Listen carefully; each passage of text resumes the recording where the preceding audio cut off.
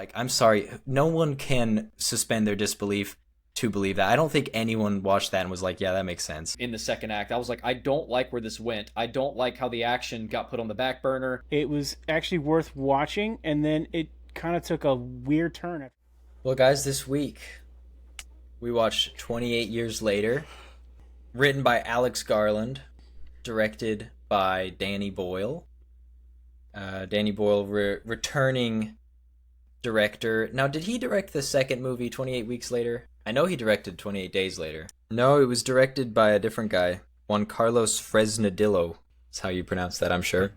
That's probably why they removed it from the franchise, basically. I guess so. Okay, so actually, yeah, directed by Danny Boyle, returning after letting someone else direct 28 Weeks Later, scrapping 28 months later, and saying, okay, we're going straight to 28 years. You know, I respect that. Like, I think that Danny Boyle wanted to wait for something that he felt was worthwhile. He didn't want to just turn it into a cheap recurring franchise. I will say I'm disappointed that he sold it to the corporate bots to produce like 6 new films in the next few years in this universe. I'm very sad about that because I'm sure they're going to be crap. It's also worth noting that Cillian Murphy returned as a producer for this film. He was the star in 28 Days Later, and he will be returning actually as a character in this franchise as well during the next 2 films. So this film takes place primarily 28 years after the first inception of the rage virus. Some basic overview here. Europe has actually completely purged the virus. They've gotten rid of it. They've defeated it, except for Britain. And Britain is under this indefinite quarantine, and people aren't even allowed to contact the island. So they're essentially cut off from the rest of the world. So the film, again, primarily takes place on a small island off the coast of Britain. And this island has been able to survive and create a community in the concurrent 28 years after the first infections. The film centers around a young boy named Spike, his mother Isla, and his father Jamie, for the most part. And young Spike is the lead. This is a coming-of-age story with infected zombies in a post-apocalyptic world. That's essentially what this is. He has a mother who has an unknown disease that is affecting her mental state. There's a lot of turmoil between his father and mother due to this disease. There's a lot of internal conflict with Spike. He simultaneously wants to stay in the safe haven island. And by the way, this island is connected to the mainland via a tidal causeway. So that adds an extra layer of protection. There is also a guard tower. This is a very isolated paradise, far away, or relatively far away from the brutality of the rest of Britain. So Spike has this internal conflict. Does he want to venture out? Does he want to stay on the island forever? Is he sure of himself? His father takes him out into the wilderness for the first time on the British mainland to get his first kill. After that, they come back to the island, and at this point, the film essentially splits into something completely different. Spike takes his mother to the island, or to Britain, and completely goes on his own adventure to try to cure her from her ailment. We encounter lots of fun, wacky characters along the way. I usually think of plots in 3 acts, because they're usually written in 3 acts. Not always, but this movie is definitely a 3-act movie. The first being pretty much most of what you just described, which is, Spike goes on his first hunting trip with his dad to the mainland and has his first encounters with zombies, and it kind of goes awry. But they make it back alive. And then the second act is that Spike learns that there's a doctor on the mainland. And his dad doesn't trust the doctor, and so Spike resorts to taking his mom there himself immediately after his first excursion onto the mainland. He's going back there with his mother, who is essentially losing her mind and her physical abilities at the same time. And the second act is them trying to get to the doctor. And then the third act is their encounter with the Doctor and the aftermath. And we can go into more detail. I think maybe as we get into our reviews, we can flesh out some of the plot points a little bit more thoroughly. But that's the basic structure. And we're assuming that as the viewer, you've already seen this film, either that or you don't mind that we're going to spoil it, because we're definitely going to get into some crucial plot points and there will be spoilers. So I will, just on this topic of acts and to bridge into review, I think that there's a lot going for this movie. I enjoyed this movie in general. I enjoyed watching it. And I think the first act is pretty strong, actually. But I think that things really fall apart once you start to hit the second act. And the third act, just the second and third acts, I don't think that they make sense. I think there are lots of bad character decisions and bad writing decisions that just kind of pulled me out of the film, pulled me out of immersion in the story, and by the end of the movie, I was just like, I don't even know what that was that I just watched. So through the first act of the film and actually the intro or epilogue, whatever you want to call it, I will actually sort of break down the intro. So before the modern film is taking place, there is a little scene that actually happened around the initial infections where a young boy and a bunch of other children are inside of a house in front of a television watching Teletubbies. And believe it or not, Teletubbies will actually come up later. That is a recurring theme throughout the film, is Teletubbies. But they're watching this children's show, and the infected, the rage zombies break into the house and they kill Jimmy's entire family. So in this scene, he's a small blonde child. He manages to escape. He runs to a church to seek help from his father, who is a priest. But his father is interpreting this moment, all of these zombies coming, as Judgment Day. So he doesn't see it as a negative thing. He actually wants to be infected by the zombies. So Jimmy rushes in for help. His father simply says, "This is the day of judgment. I'm accepting this." And he gives Jimmy a cross, and Jimmy runs out of the church.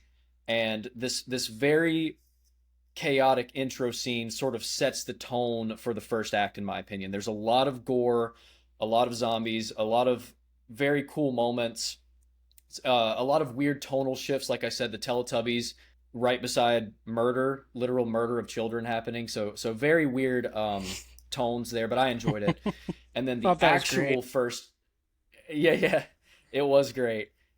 And then the actual first act of the film, as we've described earlier, takes place with Spike being led to the mainland with his father to have his first zombie kill.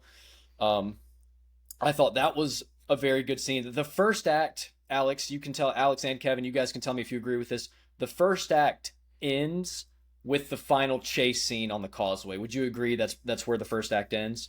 Definitely. Yes. So with that in mind, I thought the rising action and the climax of that scene of the first act was, I loved it so much.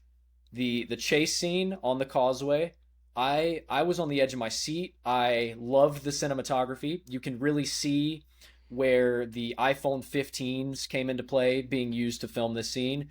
I mean, they are, not to get caught up in the minutia, but in this scene, I really thought the cinematography was beautiful. They're running along the causeway. The aurora borealis is in the sky. There is like almost a divine aspect. Like they're like under the cosmos, running from this alpha zombie. And I really thought that Spike's father was about to be killed in that scene. It was very dramatic. I liked the music. I really liked that scene. So that being said, the first act is very, very strong. I will agree with Alex that the second act is... Now, I was engaged, but I started to become a little bored and I cared less about what was taking place on the screen. So the second act sort of stalls, and this is the act where Spike has taken his mother Isla to Britain to try to find Dr. Kelson, who is the doctor. And there's not that much action. There's actually a lot of dialogue. And then the third act serves only to sort of segue into the sequel to this film, which is going to be 28 years later, The Bone Temple. That's really the only purpose of the very short third act. And I actually liked the third act more than the second act. So first act I thought was amazing. Second act, it's like pretty mid, a little bit forgettable. Third act, I loved it, and I'm excited for the sequel. I'm going to have to say that I agree 100% with you on that. The first act where they went hunting and doing the ritual, manhood ritual, I thought that was great. I was like, this movie's going to be actually pretty decent. But then when he came back and he took his mother out, I'm sitting there thinking the whole time, I was like, there's no way, taking her as the way she is she's going to get you killed, man. That's just a dumb mistake. And I agree with you. I was kind of not as interested in that. And then they meet up with the doctor, and he's got all these skulls and stuff. I'm like, yeah, there's something weird going on with this. And I'm like, this is taking a turn in a direction I wasn't expecting. Yeah, I have to say the first act was probably my favorite. It was full of action. It had a story, and you said you were on the edge of your seat. I was intrigued. I was like, when the alphas popped up, I was like, oh, so they're treating them like, pack animals now. That's kind of a neat, twist on it. And then the fact that the alphas were smarter and actually more of an adversary, it made for an exciting story. But once they returned and he went off again with his mother, it wasn't as exciting, especially when they came across I want to say, was he Swedish? Yeah, he's Swedish, Eric. Yeah, Swedish. When they came across the Swedish guy, I didn't like his character at all. He was comic relief. He wasn't that funny though. He wasn't really, comic relief. I thought maybe it would lead to a different plot point, where they meet up with a bunch of soldiers and then they start fighting zombies. But no, he ended up dying too, and he was kind of a dick. The one thing that threw me off in the second act though was the pregnant zombie. I was really hoping that it'd be a zombie baby and this thing would come out, gnawing at its mom or something like that. But when it was Day of the Dead already did that. When it was a completely normal baby, I was like, I don't know what they're doing with the plot point here. What are they going to do with this? And after that, I was just questioning most of the plot after that. It's going to be the human that's immune, and I don't know. Sequels, maybe I don't know. It's got a lot of opportunity there with that, but at the same time, it's like not what you'd expect. I mean, obviously, she didn't get pregnant before the infection, so how do you explain an infected getting pregnant and then having a completely normal baby? I don't understand. The magic of the placenta. Yeah, the magic of the placenta is what it was. But the doctor really freaked me out. I don't know what the deal was with him. Yeah, and then I kept seeing references to Jimmy throughout the movie, and I was like, who the fuck is this Jimmy guy? I'm so glad you caught that, man. And then because it was carved in his body, and there was like a drone shot of a building where his name was written on the side of it, and there were other spots where you see the word Jimmy. I was like, so what the fuck is this Jimmy guy? And then he shows up 5 minutes before the end of the movie. I'm like, oh, okay, so they're making a franchise out of this, which I don't know how I feel about that, because sometimes when you take a great idea and turn it into a franchise, it becomes terrible. I'm calling you out, Fast and Furious. The first one was great. The rest of them sucked. I actually think that the final scene with Jimmy and his Teletubby death cult, I thought that actually saved the film. I was actually getting very bored in the second act. I was like, I don't like where this went. I don't like how the action got put on the back burner. I mean, the emotional, cancer scene where the doctor euthanizes the mother and, Spike saves the baby. I'm like, okay, I guess those are fine plot points, but I'm not. I wanted zombies. I wanted action. I wanted horror. Just like the first act showed me. I wanted that again, and I was craving it throughout the entirety of the second act. But that third act, where Spike ventures out on his own into Britain, into the unknown, to see what he can make of himself, and he encounters Jimmy with a blinged out upside down cross and his gang of like super eccentric Power Ranger gymnast Teletubby death cult people. I was like, yes, this is what I need. This intrigued me enough to where I will watch. But there was only like 5 minutes of it though. That's that's what was upsetting. That's what I'm saying. I thought when he went out off in his not when he went off, when he went off with his mother, that's when Jimmy would come into play because they had plenty of time left in the movie. The fact that they saved it for the last 5 minutes is one of those upsetting things where you're like, yeah, it's kind of exciting, but what the fuck? Now I gotta wait till what, January, when Bone Temple comes out? Yeah. Yeah, see, here's my issue. For one, okay, the Bone Temple is directed by the person who directed The Marvels, which is, I don't even think it's worth being called a movie. That is an abomination. It is a pile of sludge. I have no confidence in that person's ability to direct a good movie. So, well, if you want to say, okay, I like the intrigue. I'm so surprised that I completely agree with that statement. I really do, because you said the director of Marvel's like, oh, it's gonna suck. But see, the thing, I'm sorry, they sold out. But if I can make a point here, sorry, go ahead. You're fine. So, the character of Jimmy and his inclusion in the intro of the film and at the end, he kind of is on both sides of the film. My issue is that but he's not part of the film. Like, there are hints, and at the very, very end, in the last 90 seconds of the film, you get basically a trailer for the next movie, I guess. But he's not part of this film. I don't think that Jimmy's inclusion makes this film better in any way, because it's not about him at all. It's about Blaze. So, like, I respect where you're coming from, Will, of liking the absurdity of the Power Ranger people. It is so out of left field and wacky, and I respect that about Danny Boyle. Danny Boyle is willing to break norms and do unexpected things, and I respect that. But I just don't think it saves this movie. That was the terminology you used, that it saved this movie. I don't think it does, personally. If I could, your point isn't invalid. I completely understand that. I wouldn't say that it saves it. It doesn't save it in the sense that it undoes the boredom that was enacted on me in the second act. That's not really what I mean. If I could expand upon it further, I would say they allude to this Jimmy character enough throughout the film to where he's somewhere out there in the background. He was in the intro. There's the writing on the wall. There's the writing on the zombie's stomach. There's other things that we probably missed. And to me, him showing up in the last 5 minutes makes me realize that this world is larger than what is shown in the film. It'd be one thing if this was a franchise and the first film only had to do with things shown in the first film, and then the Bone Temple had to do with completely other things that we weren't aware of. The fact that they're world building, I actually respect that. And I think it shows that they're taking this more seriously than just a cash grab. And as you said, Danny Boyle did not want a franchise. He did not want this to become some cash grabby thing. So I honestly trust that they're at least putting more effort into this than the Saw series with 11 movies, or Fast and Furious, as Kevin said. So this movie they did, but I would not have your hopes up about what's coming.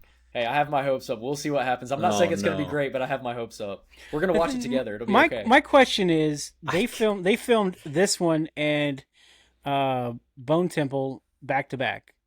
Yes. Why would they switch directors for the second one? Why not just stick with Danny Boyle throughout both movies? Passing the torch. Why pass the torch? Because you want if you're gonna create a franchise, or at least attempt it, you want consistency to begin with. You want this movie and the next movie to be the same. What I'm afraid of is in January, when this second movie comes out, we're gonna be watching it and be like, this has nothing to do with the first movie. This is absolute garbage, because this guy had a completely different vision of what he wanted, and they didn't stick to the original story. Like I said, in this story, I love the introduction of the alphas and the fact that they were starting to become like pack animals. But then it got crazy. The Power Ranger / Teletubby guys came in, and I'm like, okay, so now it's a comedy. And now I'm curious how the second movie is going to be, because I loved the darkness of this movie. I loved how it was filmed, and I loved the fact that it was both scary and gruesome, but not too much. It was actually worth watching, and then it kind of took a weird turn after he came back from the ritual hunting with his dad, and then I'm like, it felt like a completely different movie.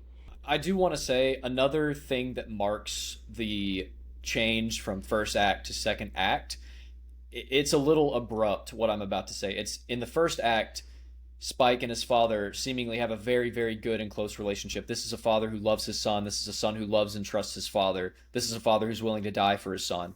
And that's what's established. But in the second act, we get this weird, like, degradation of their relationship. And Spike sees his father committing adultery with another woman in town. And then from that moment, he's done with his father. He literally tries to stab him and tells him to get away from him and mom, and their relationship is over. It never gets repaired throughout that the was film. too quick of a change. I don't understand what happened there. And it's a shame because it's a great setup.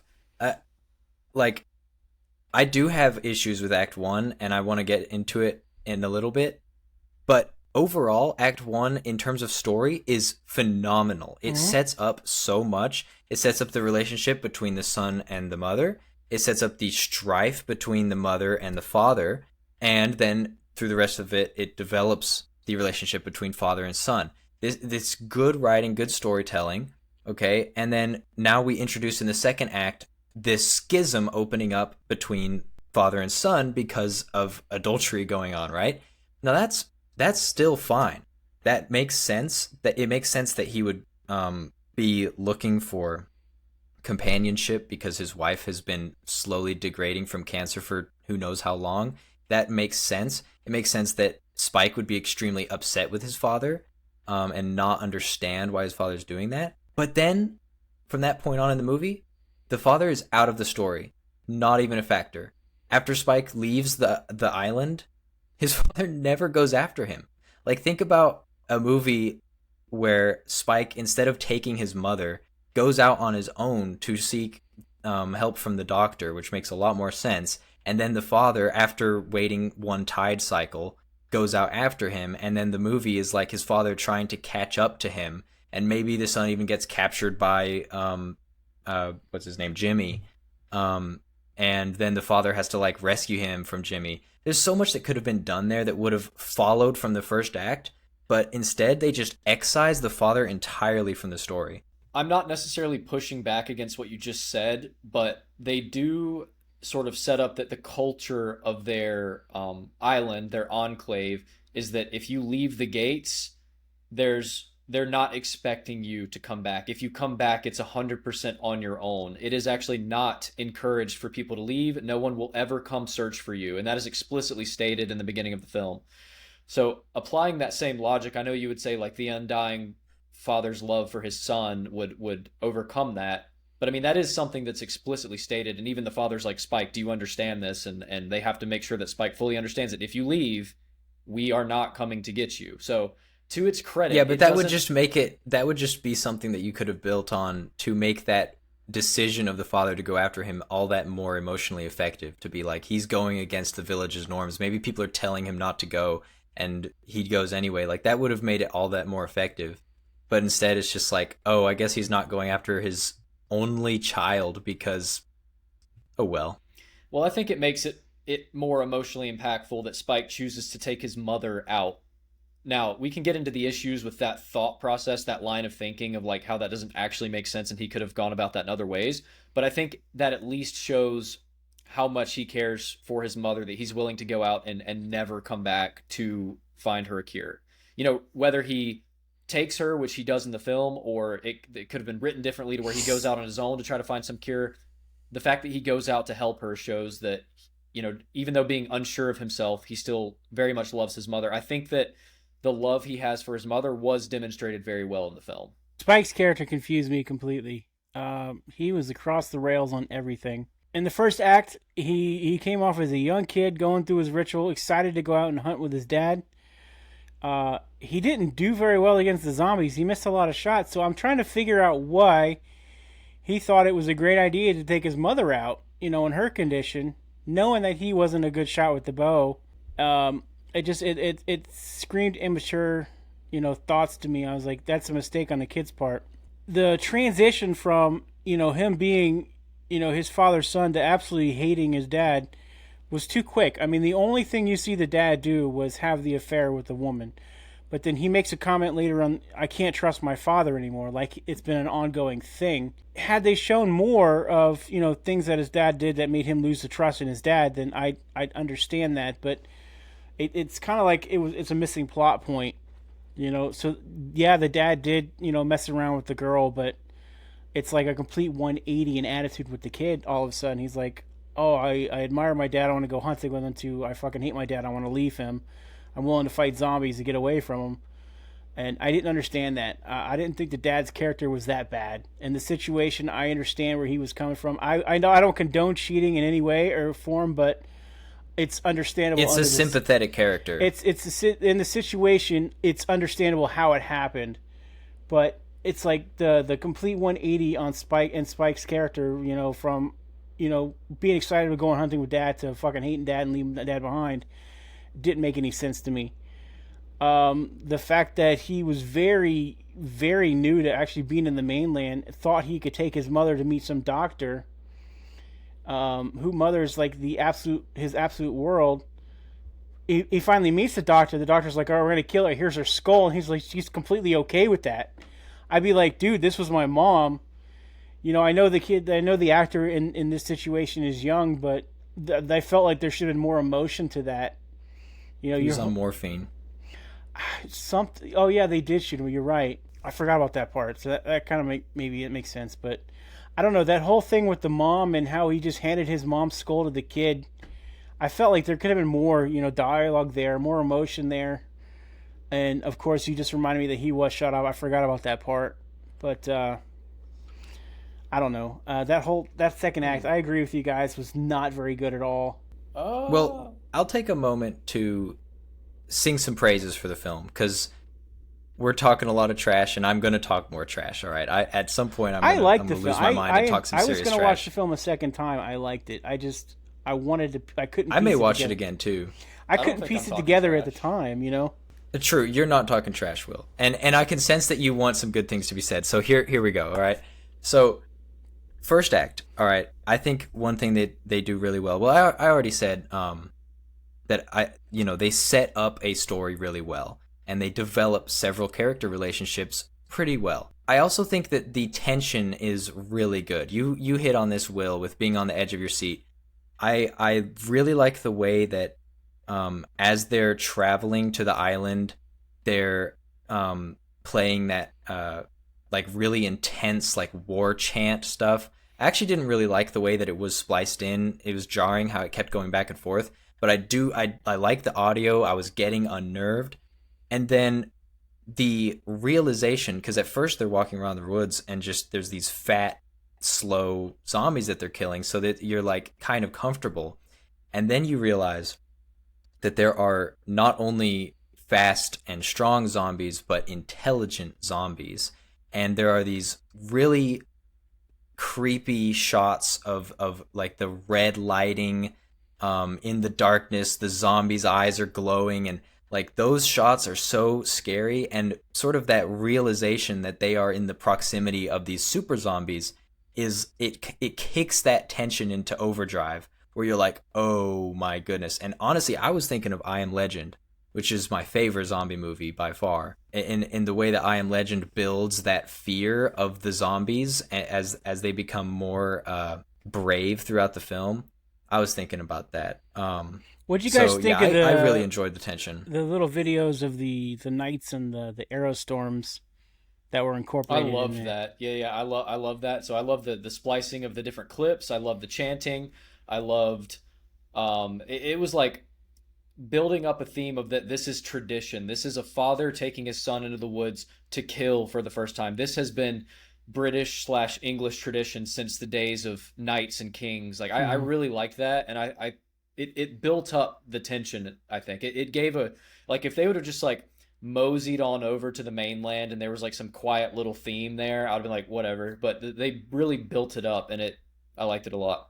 Built up the energy. So some problems that I have with the first act in terms of story would be, I think there are some conveniences, like when they reach the house as they're being chased by zombies and they get into the attic, the zombies give up after like 2 seconds. Like these are super zombies. Okay, these are the ones that are like very energetic, very agile. They sprint, they jump, they tear through things, and they get to a spot where you can look up through a hole and see and smell and hear that humans are right there. But because they get up in the attic, the zombies give up and go away. I thought that was very convenient. And then the house just like collapsing after they've slept all night in it, and then morning comes around and it's like, oh no, we need to get out of here. And somehow they're able to like run through the whole house as it's crumbling in slow motion. I did not understand that, except that it was to set them on their way again. Kind of just a plot contrivance, in my opinion.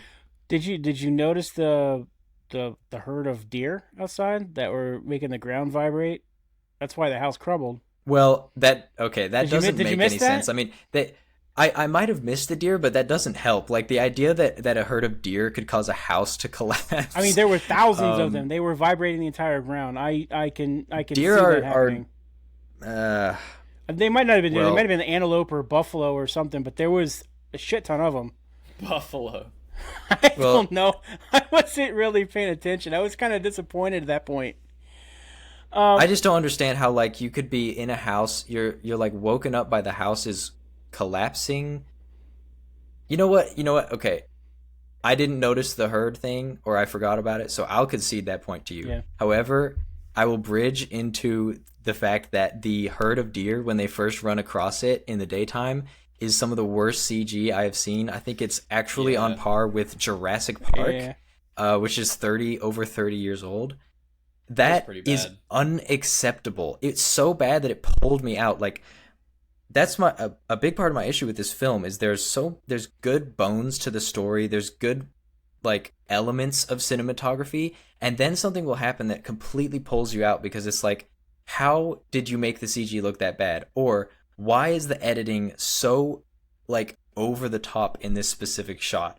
So like I know you liked that chase scene where they're crossing the title channel, but for one, You didn't like that? obscene. It's obscenely obviously green screen. Okay, it does not look even remotely as if it is real. Okay, and then for two, at one point they cut away from the chase, the music disappears, and then they cut back to the chase and the music appears again, and it made me laugh. It was so cheesy and abrupt that I was actually laughing in this like important scene. And the cuts and pans are so clearly not done by the camera. They're edited. It's like someone like made a zoomer YouTube video where it's like zoom in, zoom out, pan. It's ridiculous in my opinion. Okay, in that specific Rapid scene, movements froze everything. Hold on a second. Let it catch up. I broke the No, we're camera. good. You We're did. good. All right, now you're good. in that specific scene, I think that editing style helps with the frantic nature of what's actually going on. Look, I can't argue that the green screen was blatantly obvious. Okay, that is the case. I didn't hate it though. And I love to talk trash about movies. I love to talk trash about writers and directors and when I think they made mistakes. So let me say one thing. You mentioned how the deer CG was completely unacceptable.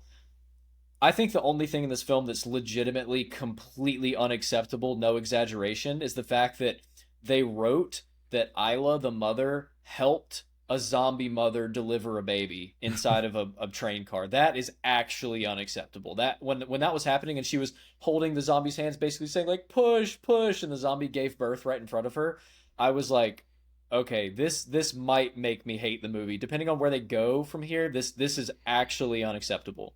Yeah, I was a little perturbed by that scene too. When she put her hands up and the zombie, grabbed her hands. I was like, what is going on here? I don't understand. Through the whole first act of the movie, which this is one of the best things I thought, they gave the zombies like an animal instinct. They made them like herds. They gave them an alpha, which was my response to you why they didn't go up in the attic. One thing on the attic, they were like wolves. They're not smart enough to interject that they should go in the attic to hunt them. So that was, and I love that they made them like more animalistic. In the train car, when she helped that zombie deliver the baby, I was like, they just literally wiped away the whole first act of how they portrayed these zombies. Because first off, any animal that's in danger or hurt, when a human approaches it, even to help it, they are they're battling at first. They don't just give in and let the human help. They're agitated. They're defensive. They fight. They project. They gnaw. They bite. And I felt that was just, it was a cop out where she's like, okay, just be calm. Grab my hands and we'll deliver this baby together. I was like, they're jumping the shark with this right now.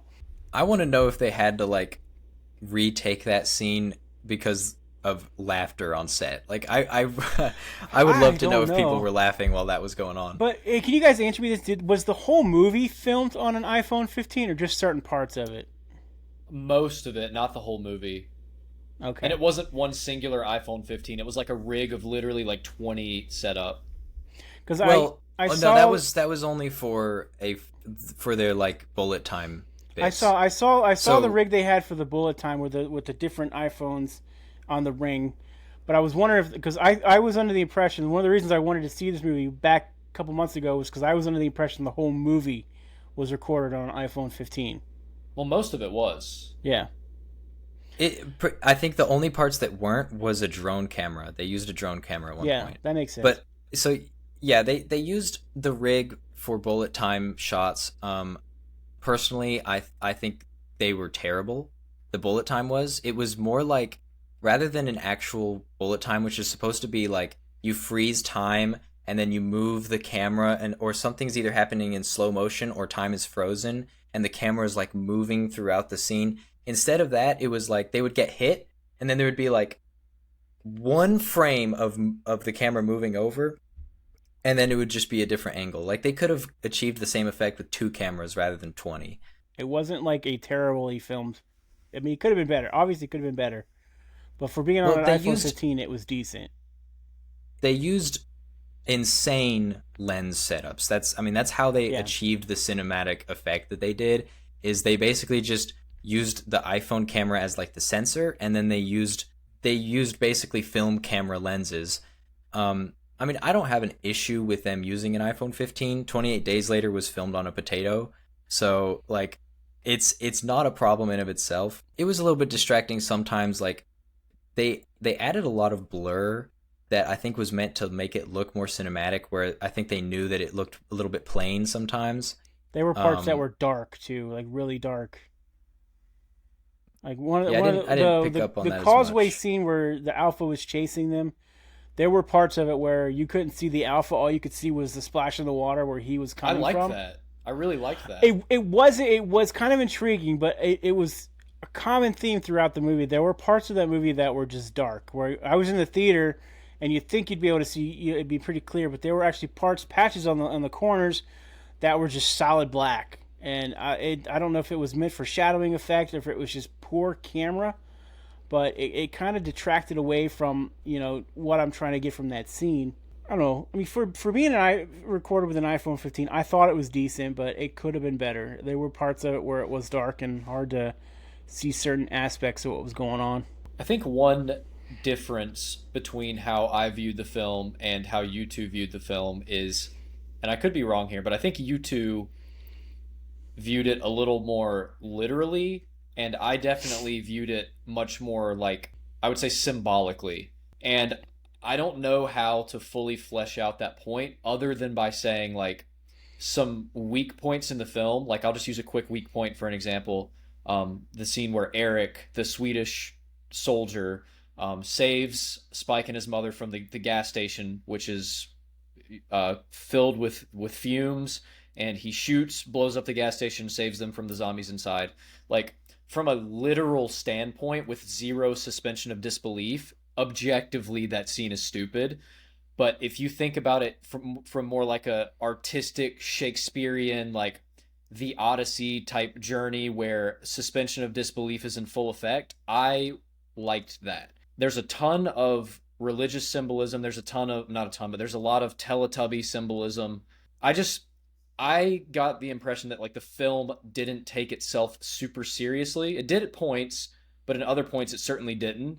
And that flow wasn't super jarring for me.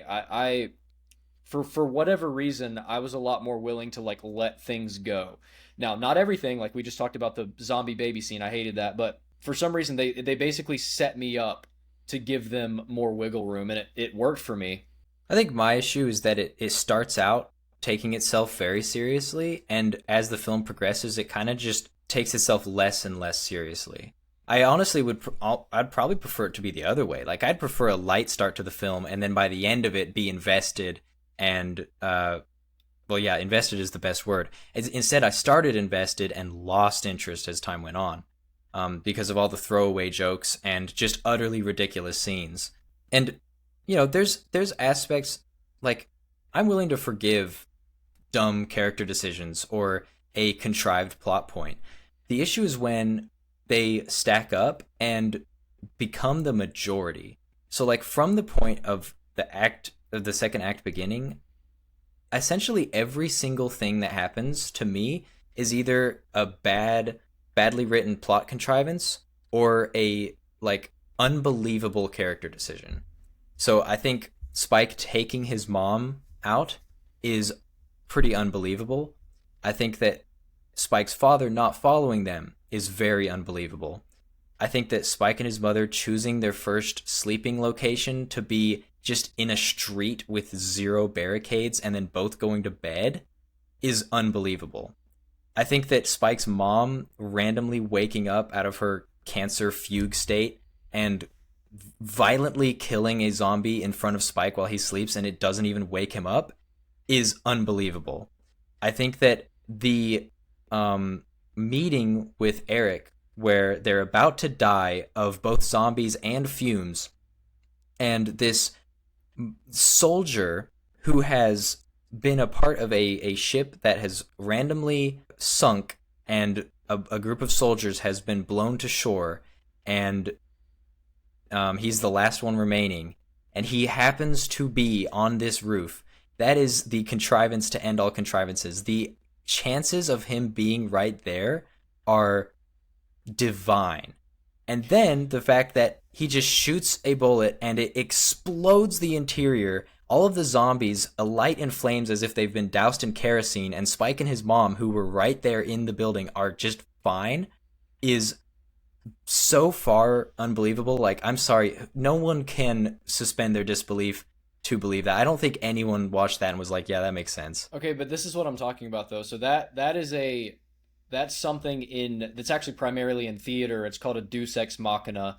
It's when the characters are basically about to be killed and they are saved by some divine intervention like that. So deus ex machina translates to God's head machine.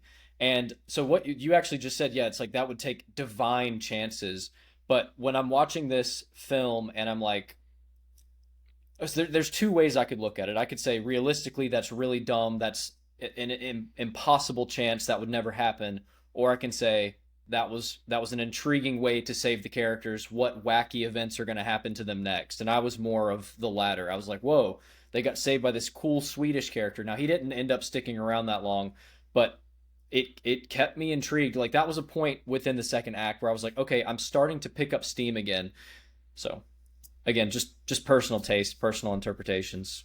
Yeah, see, because the thing is, I would say that a deus ex machina is a weak tool. I know it's extremely common. The, like, out of the blue, saved by random chance thing. Yes, that happens all the time, but I think that it's always a lazy writing decision. And at the very least, if you're going to use it, it better have been the only way to save them, or it is something like very cool and fun to watch. To me, watching them like walk around in a room with very obviously CG smoke and then ducking down and the entire thing goes up in flames, and none of that was entertaining. It was just confusing and badly done and poorly executed.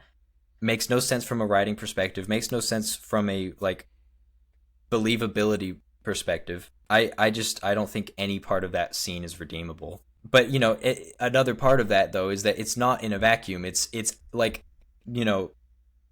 scene number 6 in a row that I'm like, I don't believe anything that's going on. None of this makes sense.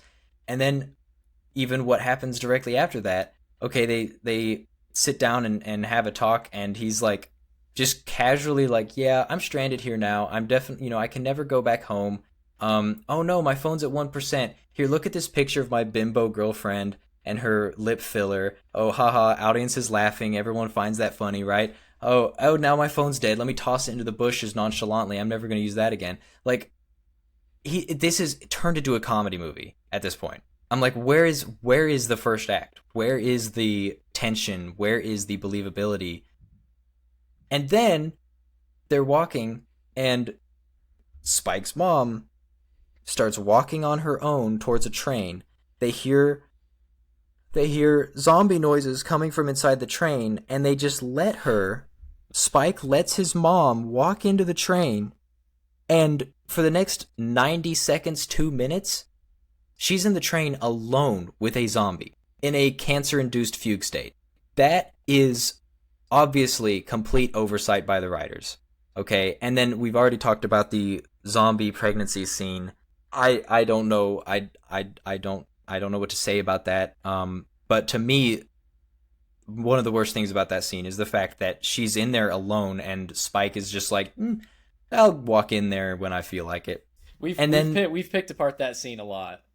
Yeah, and then okay, so they then Eric just gets killed out of the blue by the Alpha. So Wait, Eric's character is. Second? Go ahead.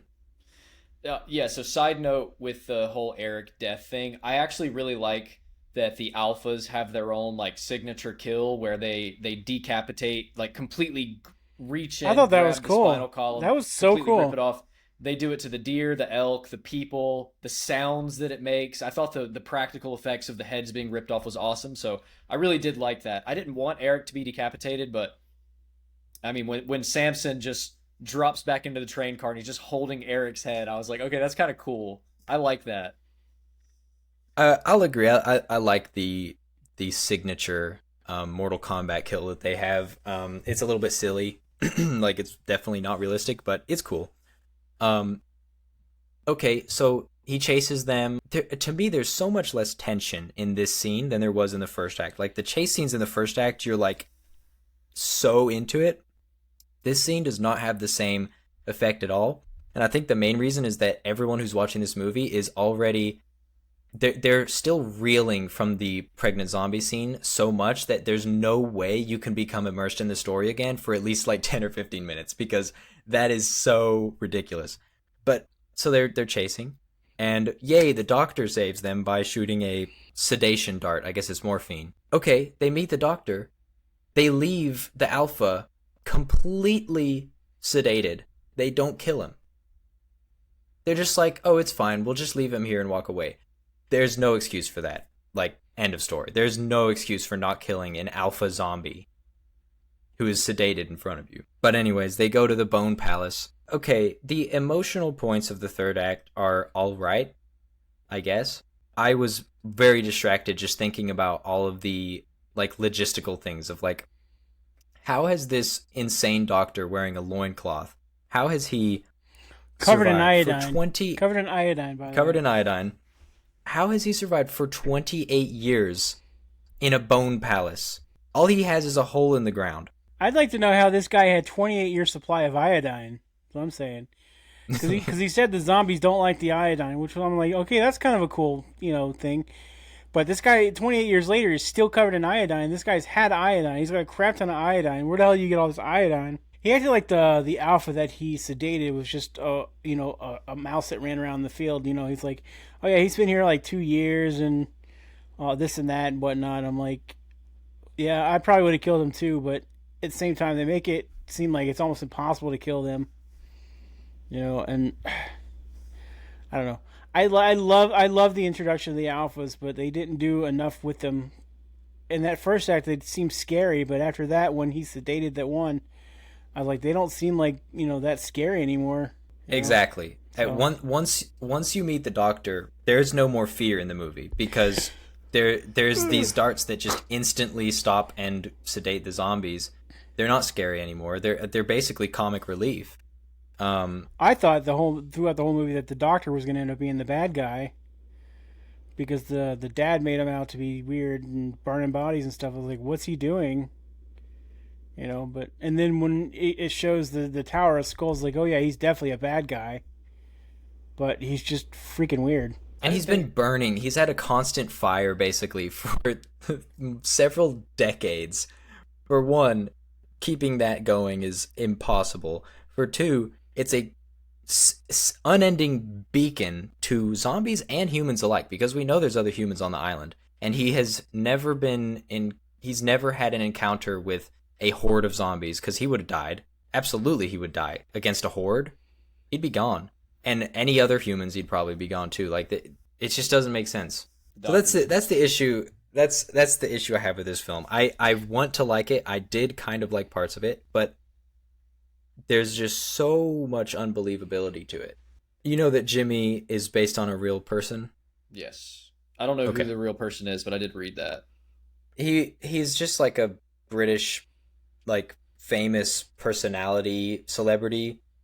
He's dead now, but he was a like pretty prolific sexual predator and also a child sex predator. So is it that Jimmy Seville or whatever? Yeah, yeah.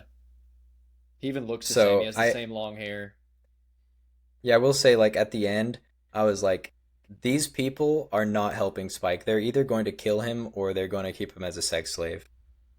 And once I found out who Jimmy is based off of, I felt validated in that feeling that I had. I do want to elaborate or clarify that, like, so you say, I'm looking at this very logically.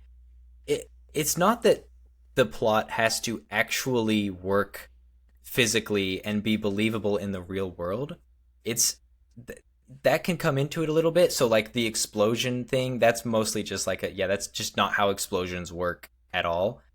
But most of my criticisms, it's not so much about whether it's, like, scientifically or logically plausible. It's more about, is it internally consistent?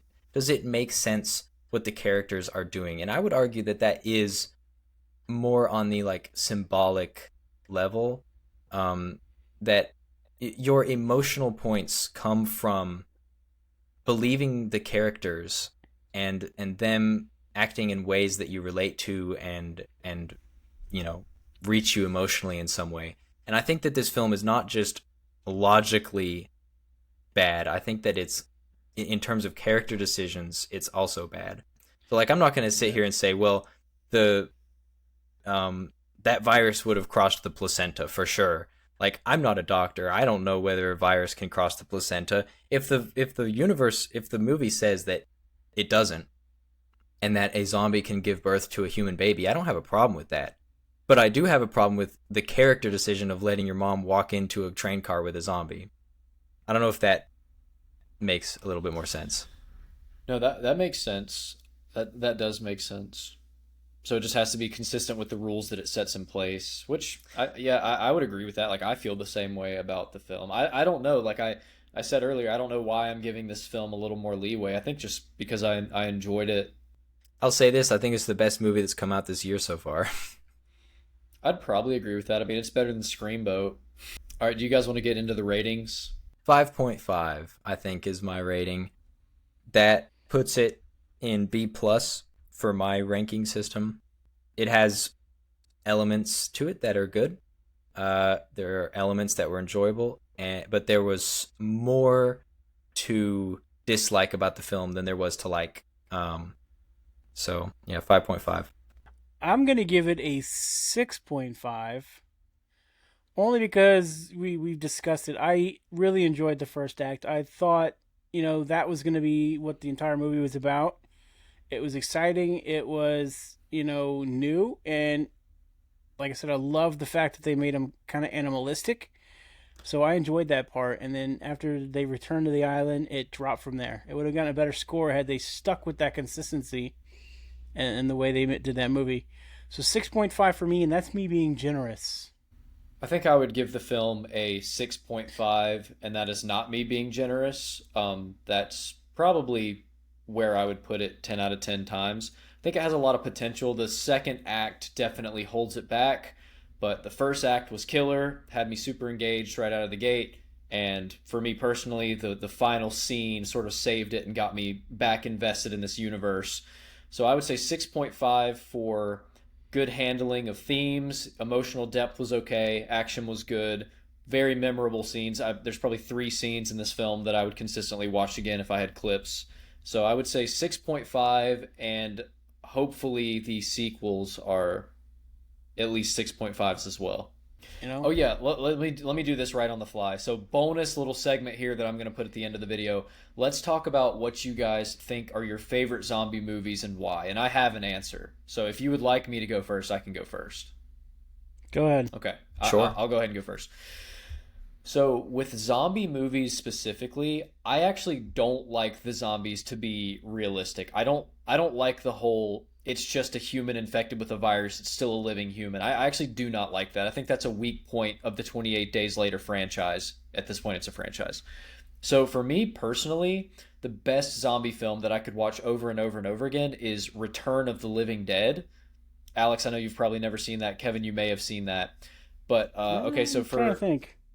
I'll give you guys a brief history lesson. So, George Romero is the most famous zombie movie director of all time.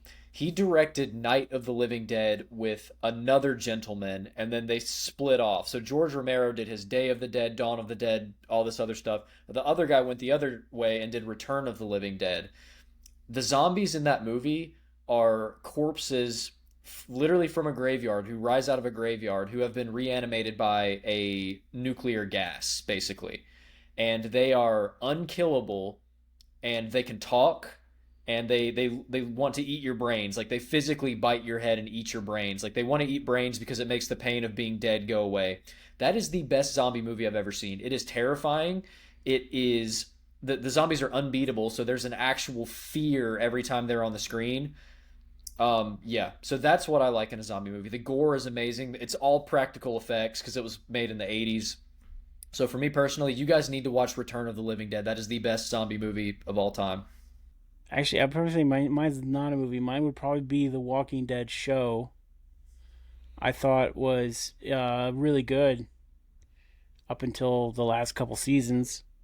Mainly because it's not really about the zombies. It's about how the people interact with each other after the apocalypse, trying to kill each other and creating these own little factions and going to war with each other while having a zombie outbreak. But, let's see, I haven't seen a lot of zombie movies other than this one in Zombieland. I guess Zombieland was fun because it was funny. Yeah, I don't really have a lot of experience with zombie movies, to be honest with you. I definitely love The Walking Dead before they ran the show into the ground. Zombieland is also very funny. I would have to split it into two and say my favorite, like, silly, lighthearted zombie film would be Brain Dead by Peter Jackson.